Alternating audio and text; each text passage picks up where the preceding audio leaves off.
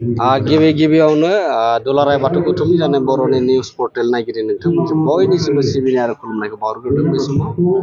दिनै दुलाराय बाथौ गौथुमनि गाहाय बाथौ थानसालियाव आर'ज गाबनाय हाबाफारि कामरुप जिल्लानिफ्राय सफैनो हादों।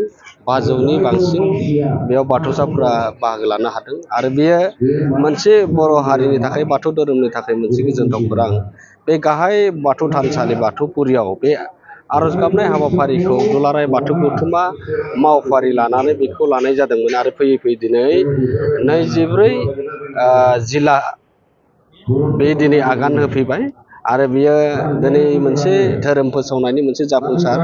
मानो होनोब्ला दुलाराय बाथौ गौथुमनि गाहाय बाथौ थानसालिखौ लुफुंनो थाखाय आरो दिनै जिल्ला आफादनि आरो बियाब आफादनि सिङाव जिखिनि बाथौ सिबियारिफोरा खामानि मावगासिनो दङ, नैबे मोनसे धोरोम बिथिङाव फोसावनायनि मोनसे मावथांखि आरो बेखौनो लानानै सुबुं गोजोन आरो थासारिखौ नागिरनानै दुलाराय बाथौ गौथुमा दिनैनि बे आर'ज गाबनाय हाबाफारिखौ लादों आरो दिनै जायफोरा आर'जनि हाबाफारियाव जिल्लानि सिङाव थानाय बियाब आफाद, गामि आफाद, बिबानगिरि बिथांमोनखौबो जों दुलाराय बाथौ गौथुमनि जानानै सिबिनाय आरो खुलुमनायखौ बावहरदों।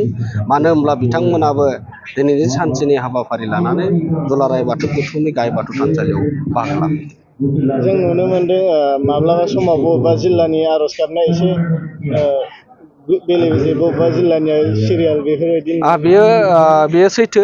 मानो होनोब्ला बिनि सायाव वार्कशप लाबोगासिनो दङ आरो बे वार्कशपखौ जिल्ला लेभेल, आनसलिक लेभेल, गामि लेभेलफोरावबो होनायनि राहा खालामगासिनो दङ। मानो होनब्ला दिनै आर'जनि गेजेरजों इसोर मोनदांनायनि मोनसे राहाखौ लानाय जादों आरो बेनिखायनो जोङो आर'जनि खौसेथि आरो समान खालामनो थाखाय दुलाराय बाथौ गौथुमा बिनि सायाव गोबां मावफारि लाबोगासिनो दं आरो बे मावफारि लाबोनायनि गेजेरजों निस्सय बेयो उननि समफोराव आर'जनि डिसिप्लिना फैगोन आरो बेखौ जों दुलाराय बाथौ गौथुम हिसाबै जों खामानि मावलांनो नाजागासिनो।